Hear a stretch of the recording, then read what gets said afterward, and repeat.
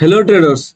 Nifty आ bank Nifty 9 मे को trade करने कौन कौन लेवल से पारे चलते आम एनालिसिस करवा। चलते प्रथम देखा निफ्टी।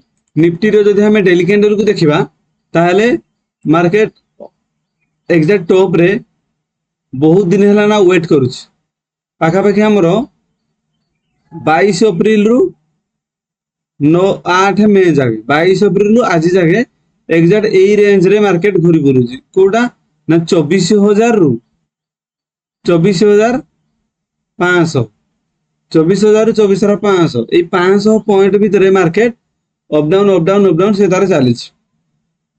तो यही एरिया रु से मार्केट डिसाइड कर पारनी मार्केट अप साइड जीव ना डाउन साइड जीव जेपर्यंत 24,000 डाउन साइड को ब्रेक डाउन दउची किंबा 24,500 ऊपर को ब्रेकआउट दउची ताहले मार्केट बहुत बड़ मूव दे पारिबो। जेपर्यंत ये दीटा लेवल को ब्रेकडाउन किंबा ब्रेकआउट न देइची से पर्यंत मार्केट यारी भितरे ये 500 पॉइंट भितरे एमती घुरी बुलथो। तेणुक जेपर्यंत 24,000 आ 24,500 ये दीटा लेवल को ब्रेकआउट किंबा ब्रेकडाउन न देइची से पर्यंत आम छोट छोट पॉइंट को ही टार्गेट करबा आ हमर लॉन्ग व्यू आम एक्सपेक्ट न करवाटा आम बेटर हम। चलो देखा 15 मिनट टाइम फ्रेम रे आम कौन कौन लेवल से पारे। जदि 15 मिनट टाइम फ्रेम रे आम देखा ताले मार्केट ऊपर सेलिंग आसिकी मार्केट आसिकी 24,150 रे क्लोज देइछि। हमरो स्ट्रांग सपोर्ट वाला काम करतला 24,200 जोड़ा कि मार्केट यार पर बहुत दिन वेट कला किंतु आज जो भाई ब्रेकडाउन देइछि मार्केट फुल नेगेटिव देइछि। बहुत बड़ जो गोटे ग्रीन कैंडल हेइतला मार्केट कोन करि से ग्रीन कैंडल को आज हमरो 24,230 एरिया जो गोटे ग्रीन कैंडल हेइ जाइतला से ग्रीन कैंडल को मार्केट ब्रेकडाउन देकी डाउन साइड रे 15 मिनट रे ब्रेकआउट देकी डाउन साइड रे क्लोज देइछि किंतु डेली कैंडल को देखिले एपर्यंत ब्रेकडाउन देइनी किंतु हम 15 मिनट टाइम हिसाब रे देखिबा ताले मार्केट रे व्यू नेगेटिव ही अछि। मार्केट ए एरिया रे जदी ओपन है किसी रे जस्ट गैप अप जोड़ा कि 24,150 रु 24,200 यारी भीतर market gap up just open है कि जदी किसी रेड कैंडल किबा डाउन साइड फॉर्मेशन होउजी ताले हमर व्यू डाउन साइड ही रहइबो। हमर डाउन साइड रे सपोर्ट कोन कोन अछि ना 24,070 आउ नेक्स्ट सपोर्ट रहइबो 23,900 ए दीटा पई तळपटे स्ट्रांग सपोर्ट अछि।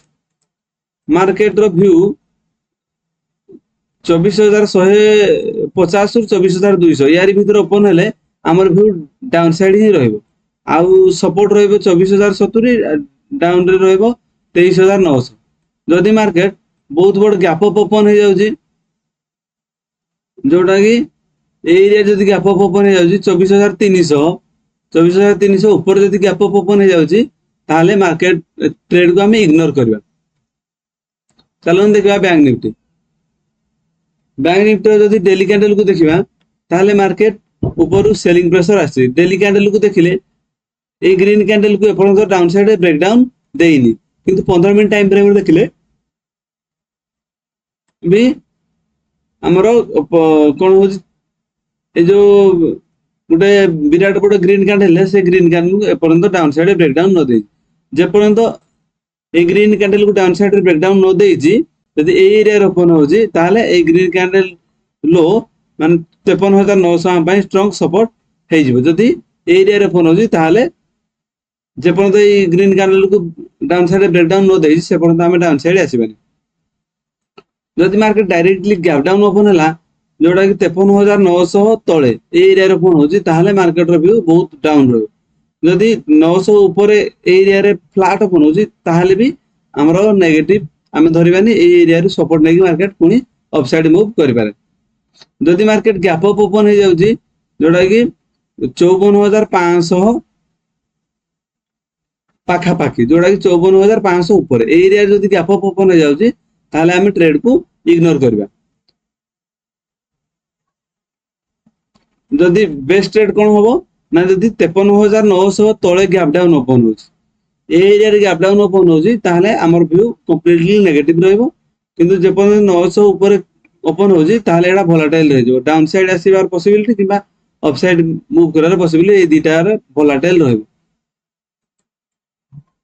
एई भली निफ्टी आ बैंक निफ्टी ट्रेडिंग लेवल्स पे वीडियो को लाइक एवं चैनल को सब्सक्राइब करंतु थैंक यू।